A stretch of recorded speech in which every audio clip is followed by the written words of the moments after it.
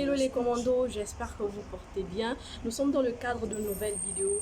Vous n'imaginerez pas où je me trouve en ce moment. Eh bien, c'est une surprise, vous allez le découvrir dans quelques instants. Désolée mes abonnés, je suis obligée de faire un vlog aujourd'hui pour la simple raison que je suis atteinte d'une conjonctivite. Donc comme vous pouvez le constater, nous avons été au Musée national des arts, rites et traditions du Gabon. Ça a été une expérience particulière parce que la journée du 9 décembre 2023 a été une journée forte en découverte et en émotions partagées entre le plaisir de découvrir des choses nouvelles et la culpabilité de n'avoir jamais prêté attention à ce qui paraissait être notre essence même, c'est-à-dire ma culture. Alors, la présentation du musée proprement dite fera l'objet d'une nouvelle vidéo pour qu'on rentre en détail pour élucider ou expliquer cette merveille de notre beau pays, le Gabon. Après la découverte des œuvres magnifiques, objets, franchement, découverte de notre culture, de notre tradition, de nombreuses questions nous ont traversé l'esprit. Et la principale qui nous fut la plus importante est notamment celle de savoir quel était le projet culturel et scientifique du Musée national du Gabon. Bah ouais. De ce fait, tout au long de cette visite, nous avons pu avoir une réponse à cette question et bien plus encore. Le thème de cette visite était appelé Irou, qui signifie la grotte oubliée. Celle-ci s'est déroulée en 3 étapes. D'abord, la première étape qui consistait à visiter la grotte, puis la deuxième, la plus attractive, Irougou de l'ombre à la lumière, qui avait pour but l'exposition d'objets visités dans la grotte. Et enfin la dernière qui nous a plongé dans un univers incroyable de la grotte elle-même à travers une technologie ingénieuse.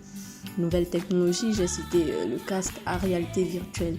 Donc nous avons pu observer comme si nous y étions. La grotte, c'était magnifique, je ne vous dis pas. Les merveilles qu'on a pu découvrir. Il faut avouer que ce sont des choses auxquelles je ne prêtais pas vraiment attention. Et ça, je m'en veux de ouf. Parce que là, j'ai découvert des nouvelles choses qui ont un rapport direct avec moi, avec mon essence, avec ma culture. Ouais, donc, chers parents, chers enseignants, je vous invite, voilà, je vous exhorte à emmener les élèves, vos enfants, à visiter ces merveilles-là. Voilà.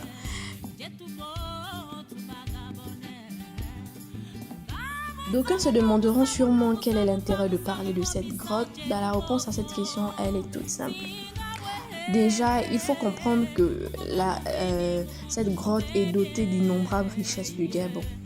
Donc la découverte de cette dernière dans la province de la Monnière, bon, on ne va pas parler proprement dit de découverte, mais plutôt de mise en valeur, a été faite par Olivier Testa et Richard Oslili, accompagnés par un de leurs étudiants en 2018.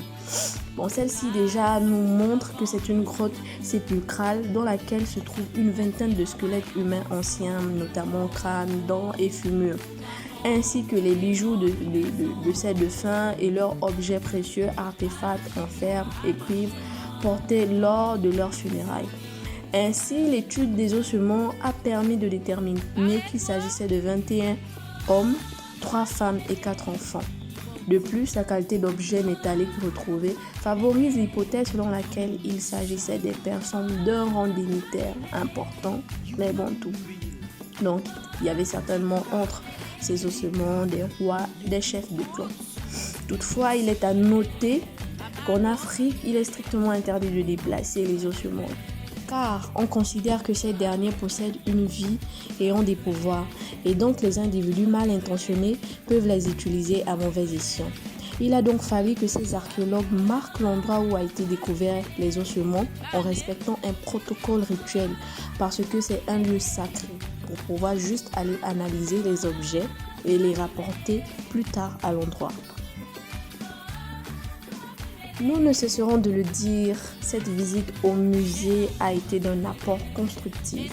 Donc il convient de retenir tout simplement que le musée national du Gabon, au-delà du contexte ethnographique par lequel il a été créé, mettant en relief l'aspect utilitaire des objets culturels de nos peuples, Il est plus qu'important, comme la plupart des musées occidentaux actuels, de valoriser le génie esthétique de nos artistes contemporains. Le but alors de cette visite était d'acquérir des nouvelles connaissances, chose faite, en lien avec la mise en valeur du riche patrimoine culturel national. Ainsi, c'est à travers la numérisation de ces collections que le musée ambitionne de sortir au monde et d'utiliser les technologies de l'information et de la communication pour atteindre ses objectifs. Je vous dis à très bientôt pour une toute autre nouvelle vidéo et des contenus encore plus riches.